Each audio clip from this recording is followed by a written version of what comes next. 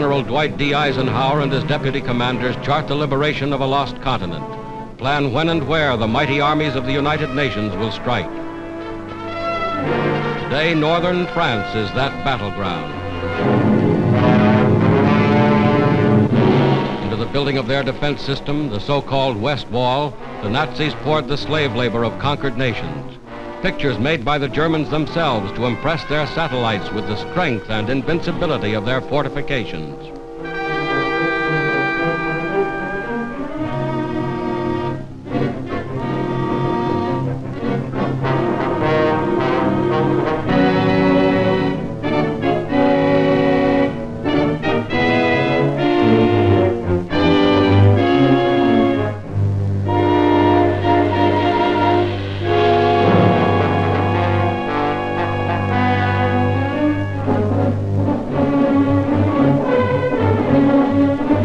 Within steel and concrete emplacements, 4 years in the making, the Germans have amassed every known weapon of defense. Whether those weapons are enough to stop the Allied onslaught will be proven in the struggle that lies ahead.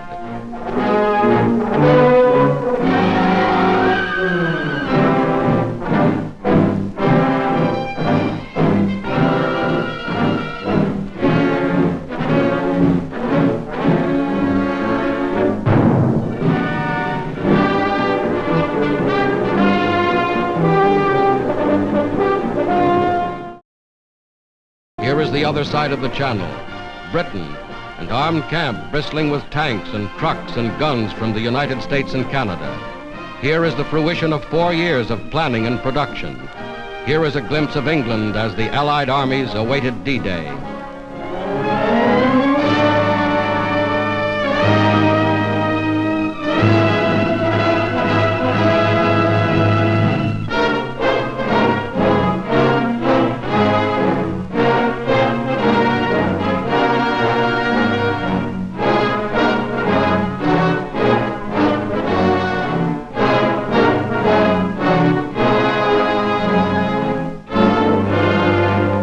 Locomotives built to run on continental railways, freight cars and tank cars to replace rolling stock destroyed by the Germans. All this and more is included in the gigantic preparation for invasion. Here is something of the gigantic naval armada assembled to transport the Allied armies across the English Channel.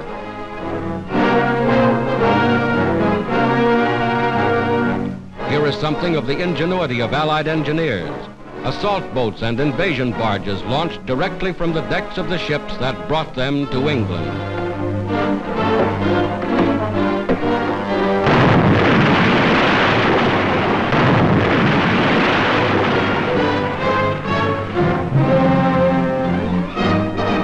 Week after week, the fleet grew in numbers. Steel ships of every description, ships expressly designed and constructed for the mission upon which soon they were to embark.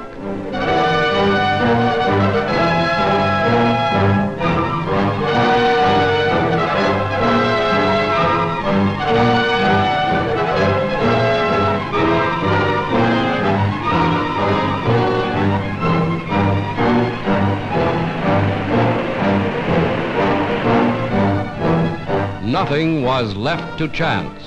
Every loading operation was rehearsed and timed in advance. Every soldier knew his station.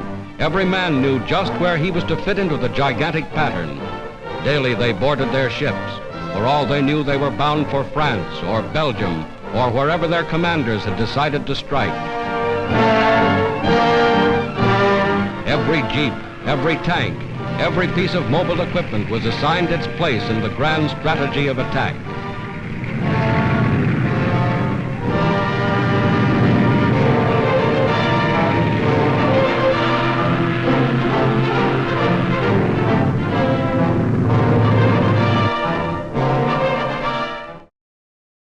Then on the 5th day of June 1944, just as you see them here, a fleet of more than 4,000 ships put out from England.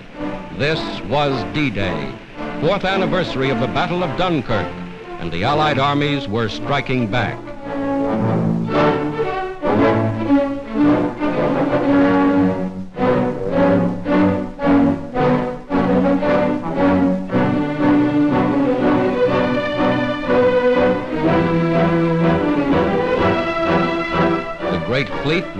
underway.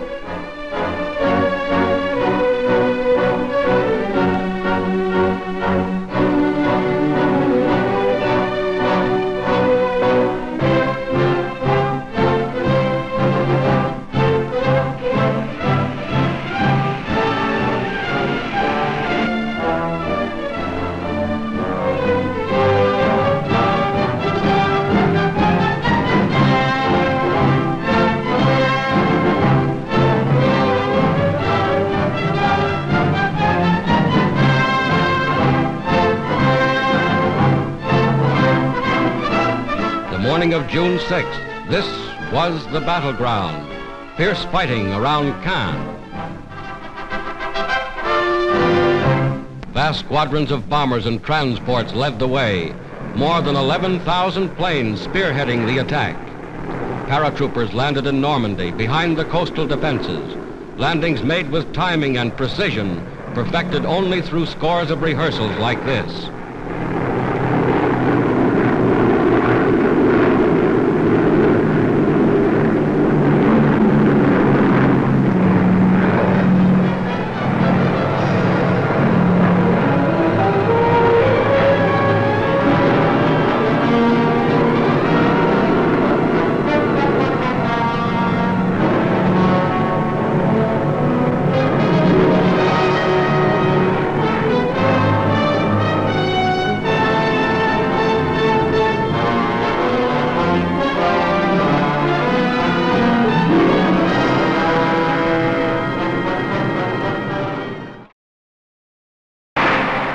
Barges approach shore ready for instant action. Some bearing artillery and rocket guns already opening fire.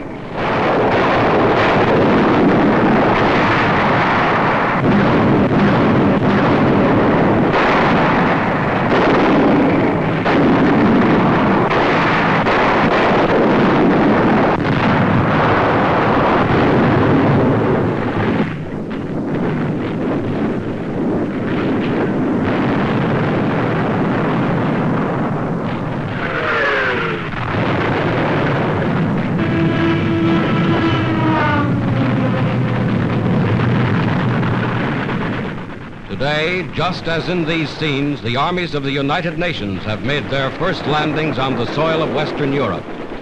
Another of the great decisive battles of world history has been joined. This is the day for which free people long have waited. This is D-Day.